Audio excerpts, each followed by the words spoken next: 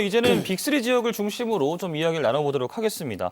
먼저 강원 정치 1번지 춘천시장 선거인데요. 굉장히 반응이 뜨거운데 우리 대기도사는 춘천갑 당협위원장이시기도 한데 어떻게 예측하시는지 좀 궁금하거든요. 네, 우리 춘천시장 후보님으로 나온 두 분 후보, 정광열 후보, 또 육동환 후보, 인물로는 전국 어딜 내봐도 비교를 할 수가 없는 정도로 굉장히 훌륭한 분들입니다. 그런데 과연 그 인물과 정당 시너지가 누가 과연 효과가 있을까 하는 고민이 들었고 거기에 대해서 시민들이 표를 던졌을 것 같은데 춘천은 역대 선거 역사적으로 석사동, 태계동 투표함을 열기 전까지는 모른다. 예. 석사동, 태계동 인구가 너무 많아서 모른다라고 생각이 됐는데 이번 지방선거부터는 춘천시 석사동, 태계동 이외에 다른 곳에 아파트 단지가 많이 생겼습니다. 네. 푸르지오 파크더, 자이 삼천동 혹은 강남동이던. 예. 아 그렇습니까? 네네네. 어쨌든 아파트 단지가 외곽에 많이 들어와서 네, 고급 아파트가. 예, 그래서 곳곳에 아우 죄송합니다. 네. 곳곳에 그 투표함을 다 열어봐야지 된다는 것이고요. 이게 그 여론조사는 너무 튀게 나왔어요. 네. 여론조사가 한 20% 이상 차이가 나왔는데 부정 여론조사가? 사실 1대1 구도기 때문에 여론조사에 그 상관없이 네. 두 분이서 한 2, 3% 차이 안에서 결정이 나지 않을까 생각이 됩니다. 도령님은요, 의견이 다르신 것 같은데요. 일단은 뭐 춘천시장 선거 관련 여론조사는 이제 연초부터 뭐 계속 이제 양당의 후보가 결정되기 전부터 뭐 더불어민주당 육동환 후보가 거의 모든 집회에서 우세한 걸로 나왔고요.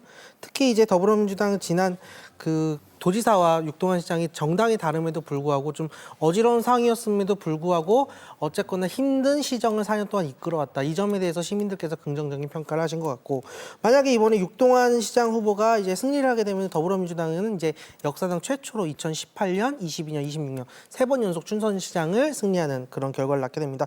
변수가 한 가지 있다면 지금 춘천 시내버스가 파업 중인데 이 시내버스 파업을 어느 후보가 더 빨리 당선되어 빨리 해결할 것이냐. 인수위를 할 시간이 없거든요. 인수위 없이 바로 이 복귀에 바로 나설 수 있는 육동환 후보에게 조금 더 시민들이 좀 표를 주시지 않을까 이렇게 기대하고 그렇게 예측하고 있습니다. 자, 이번에는 원주시장 선거를 살펴보도록 할게요. 민주당 구자율 후보와 국민의힘 원광수 후보가 이제 4년 만에 다시 맞붙게 됐거든요.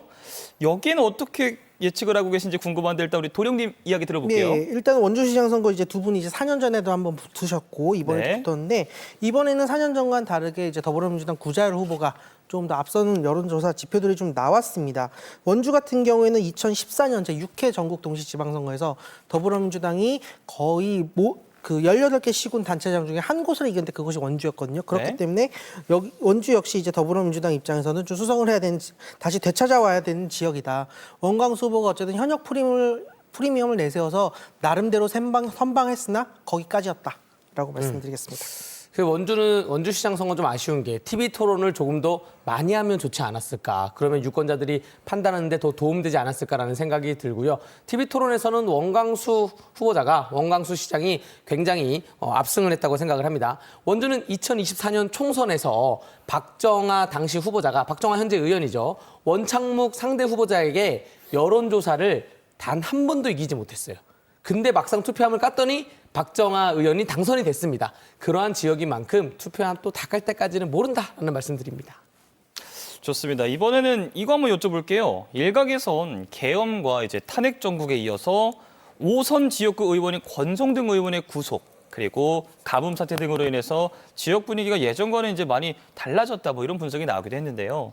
도내 언론사가 실시한 마지막 여론조사에서 민주당 김중남 후보가 국민의힘 김홍규 후보를 오차 범위 밖에서 앞선 것은 좀 충격적이었다 뭐 이런 이야기가 있는데 변호사님 어떻게 생각하십니까? 그 춘천과 달리 원주 강릉은 한 번 시장이 되면 3선을 하는 효과가 있습니다. 춘천은 3선했던 시장이 없었어요. 다 재선까지 했는데 네. 원주 강릉은 한 번 하면 밀어주는 그런 효과가 좀 있다 말씀드리면서 지금 박근혜 대통령이 강원도에 왔다 갔고 또 김문수 대선 후보자는 강원도를 4번 찾아왔습니다. 네. 등등 하면서 보수 대결집이 좀 영동 지역에도 바람이 불고 있다는 말씀을 드리면서 TV 토론회를 통해서 가뭄 사태에 대해서는 김홍규 시장이 많은 노력을 했구나. 또 보수 정당에서 많은 노력을 했구나. 이게 밝혀졌고요. 또 우상호 후보자가 홍제동에 대해서 강릉 홍제동을 뭐 원주에 있다 이런 말을 하는데 그 홍제동이 강릉 시민 여러분들 6월 15일부터 단오제가 시작되는데 단오의 제를 지내는 곳입니다. 또 총재 정수장이 있는 곳이고요. 그런 것도 영향이 미쳤을 거라 생각이 됩니다.